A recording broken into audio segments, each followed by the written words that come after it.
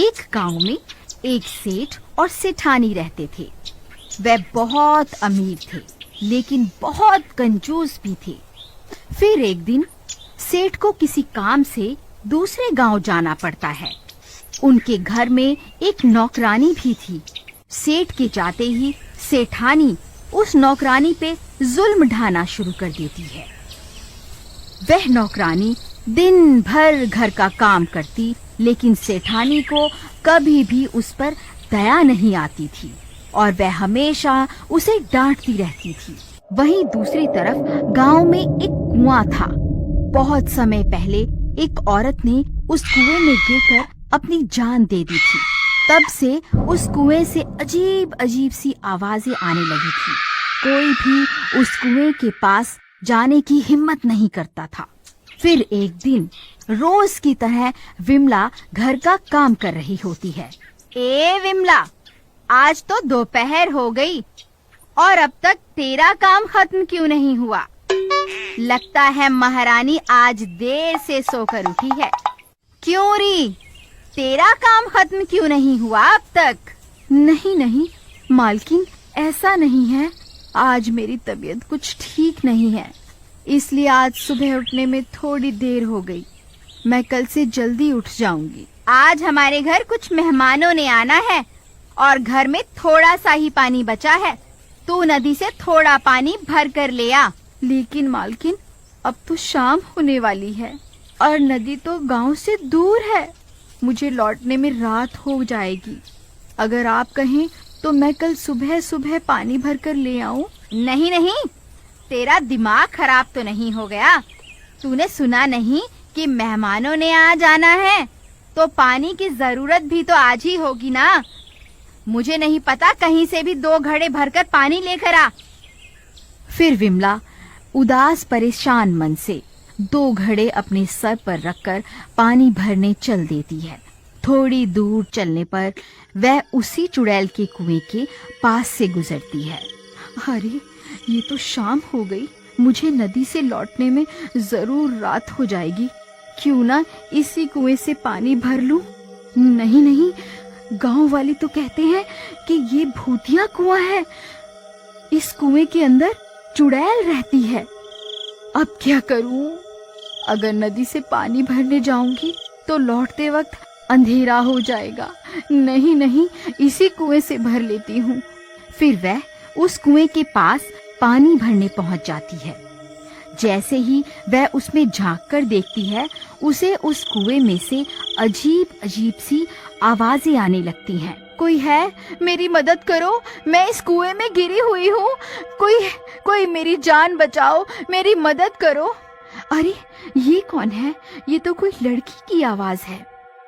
लगता है इसे मेरी मदद की जरूरत है। तुम कौन हो?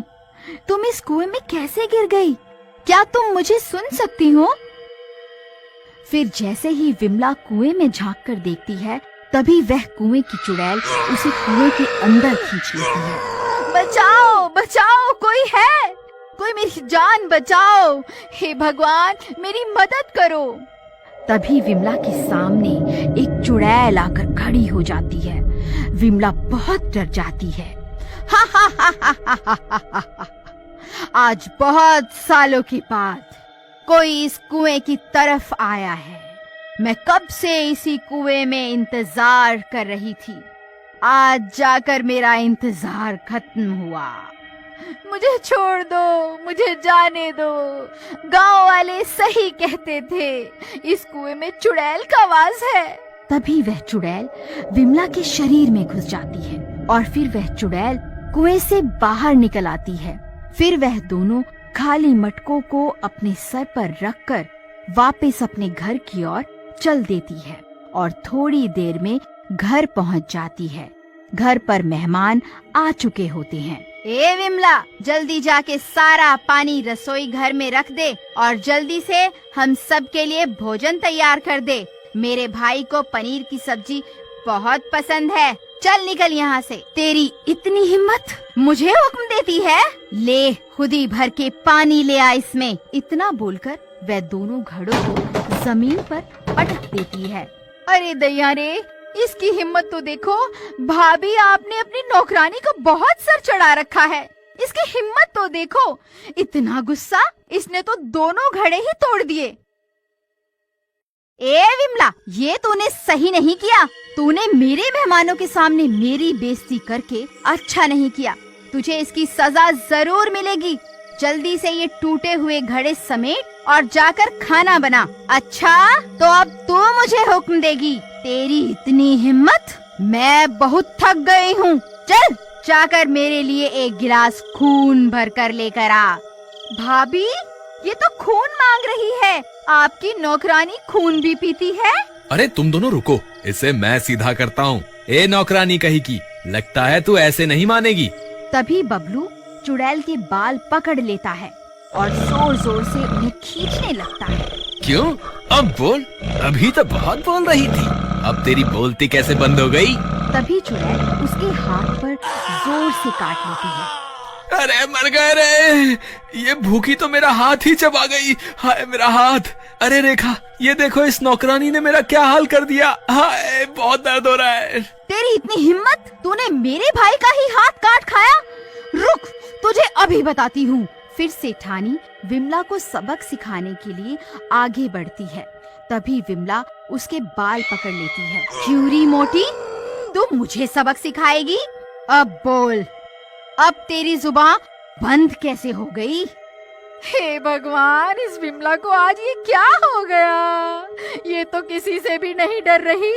ए विमला, मेरे बाल छोड़ दे, नहीं तो अच्छा नहीं होगा। बबलू, बबलू, मुझे इससे बचाओ, मेरी मदद करो। फिर जैसे तैसे वह तीनों अपनी जान बचाकर वहाँ से भाग जाते हैं। बहन, ये तुमने हमारे साथ ठीक नहीं किया। भला कोई मेहमानों को अपने घर बुलाकर उनके साथ ऐसा व्यवहार करवाता है क्या? रेखा, चलो अभी यहाँ से चलो। बस बहुत बेइज्जती करवा ली, बस अब और नहीं। नहीं नहीं बबलू भाई, मुझे यहाँ अकेला छोड़कर मत जाओ। मैं अकेली इस घर में विमला के साथ नहीं रह सकती, ये मुझे मार डालेगी। तुम आज रात यहीं मेरे घर रुक जाओ, कल सुबह अपने घर चले जाना। ठीक है, लेकिन ध्यान रहे, मैं और अपनी बेइज्जती नहीं सहने वाला। ठीक है भाई, लेकिन अब हम क्या करें? वापस घर जाना सही होगा। वह विमला अभी भी घर पर ही होगी। कहीं उसने हम पर फिर से हमला कर दिया तो? हम थोड़ी देर यहीं इंतजार करते हैं। थोड़ी देर में विमला सो जाएगी, फिर हम लोग घर चलेंगे। फिर थोड़ी देर इंतजार करने के बाद वह लोग फिर से वापस अपने घर की ओर चल देते हैं। अजी जरा झांक कर तो देखिए, विमला है या सोने चली गई? फिर बबलू झांक कर देखता है। अरे कोई नहीं है, डरने की कोई बात नहीं है, रास्ता साफ है, चलो अंदर चलते हैं। फिर वह तीनों दबे पांव घर के अंदर घुस जाते हैं और इधर उधर देखने लगते हैं। अरे कोई नहीं है, चलो अब सब सो जाते हैं, सुबह होने दो। इस नौकरानी को तो मैं सबक सिखाऊंगा। फिर रात के 3 बजते ही विमला पूरी तरह से चुड़ैल बन जाती है। वह बहुत डरावनी बन जाती है। फिर वह अपने कमरे से निकलकर बाहर आती है, जहाँ वह तीनों सो रहे होते हैं। उस चुड़ैल को बहुत भूख लग रही होती है। तभी उसे बबलू की टांग दिखाई देती है। वह बबलू के पास जाती है और उसकी टांग को चबाने लगती है। तभी बबलू की नींद खुल जाती है। अरे मर गए रे, बहुत दर्द हो रहा है। अरे ये चुड़ैल कहाँ से आ गई? अरे रेखा जल्दी उठो, देखो ये चुड़ैल तो मेरी टांग ही चबा गई। अरे मर गए रे, आज हम ये कहाँ फंस गए? तभी रेखा और सेठानी की नींद खुल जाती है। उस चुड़ैल को अपने सामने देखकर उनकी आंखें फटी की फटी रह जाती हैं। उन्हें कुछ समझ नहीं आता कि अब क्या करें। अजी, ये तो वह नौकरानी विमला ही है। ये तो चुड़ैल बन गई। हम तो अच्छे भले अपने घर जा रहे थे, इस सेठानी की वजह से हम भी इसके साथ यहाँ फंस गए। अजी कुछ कीजिए ना। अरे मैं क्या करूं भगवान, ये तो हाथ धोकर मेरे पीछे ही पड़ गई है। पहले मेरा हाथ चबा डाला, अब मेरी टांग खा गई है। हाय बहुत दर्द हो रहा है, हाय मैं मर गया। मैं बहुत सालों से भूखी हूँ। अब मैं तुम तीनों को अपने कुएं में ले जाकर खाऊंगी। हा हा हा हा हा हा। तेरी टांग तो बहुत स्वादिष्ट थी, सबसे पहले तुझको खाऊंगी। अरे मर गए रे, ये तो सबसे पहले मुझे ही खाने को बोल रही है। अरे भागो रे भागो, अपनी जान बचा कर भागो। अरे भागो रे, ये चुड़ैल तो पागल हो गई है, आज ये किसी को नहीं छोड़ेगी।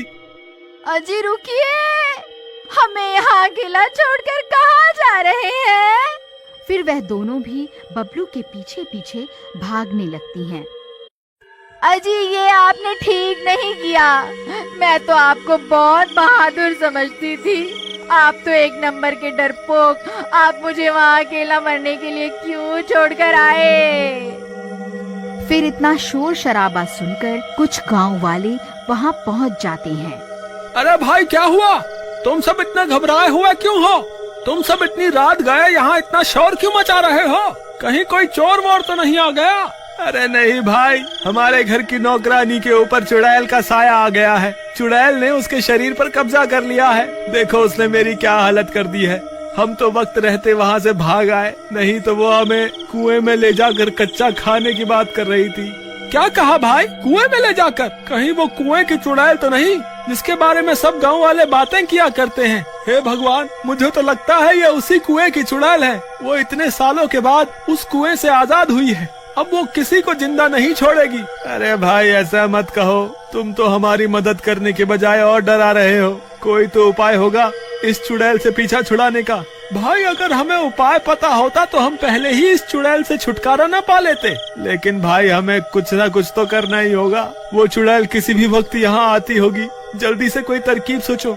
कोई तो रास्ता होगा। इस चुड़ैल की कोई ना कोई कमजोरी तो जरूर होगी। ये चुड़ैल हमें कुएं में ले जाकर खाने की बात कर रही थी। चलो हम उसी कुएं के पास चलते हैं। और फिर वह सब लोग उस कुएं की ओर चल देते हैं और कुछ ही देर में वह लोग वहाँ पहुँच जाते हैं। अजी मुझे तो लगता है हमने यहाँ आकर बहुत बड़ी गलती कर दी। ये कुआं तो उस चुड़ैल का घर है, वह यहाँ जरूर आएगी। मुझे लगता है हमने यहाँ आकर अपनी मौत खुद ही तय कर दी है। ऐसा कुछ नहीं होगा, मुझे लगता है ये कुआं ही उस चुड़ैल की सबसे बड़ी कमजोरी है। ये उसका घर है। उसने सालों तक इसी कुएं में रहकर इतनी सारी शक्तियों को हासिल किया है। अगर हम इस कुएं में आग लगा दें तो जरूर उस चुड़ैल की सारी शक्तियां खत्म हो जाएंगी। चलो हमें देर नहीं करनी चाहिए, जल्दी से इस कुएं में आग लगा देते हैं। इसके अलावा हमारे पास कोई और तरकीब भी तो नहीं है। फिर वह सब मिलकर सूखी घास और पेड़ की सूखी टहनियों को उस कुएं में डालने लगते हैं।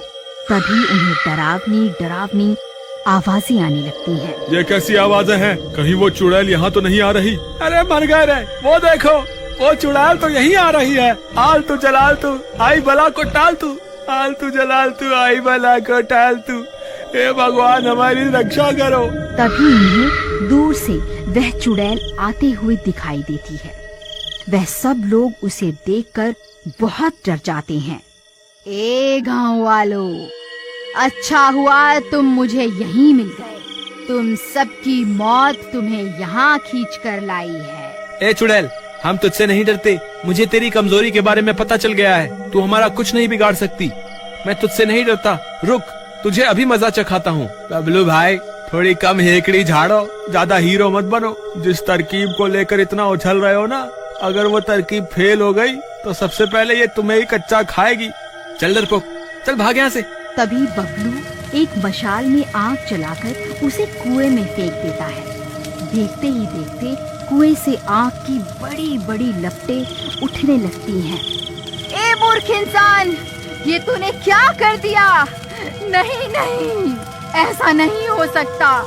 अरे मर गई रे, ये मुझे क्या हो रहा है? फिर देखते ही देखते वह चुड़ैल भी जलने लगती है और कुछ ही देर में जलकर राख हो जाती है और विमला उस चुड़ैल के चंगुल से आजाद हो जाती है। विमला, तुम वापस आ गई? तुम ठीक तो हो ना? मुझे माफ कर देना, मैंने हमेशा तुमसे बदतमीजी से बात करी और तुम्हारे भोलेपन का फायदा उठाया। आज के बाद मैं तुम्हें कभी नहीं सताऊंगी।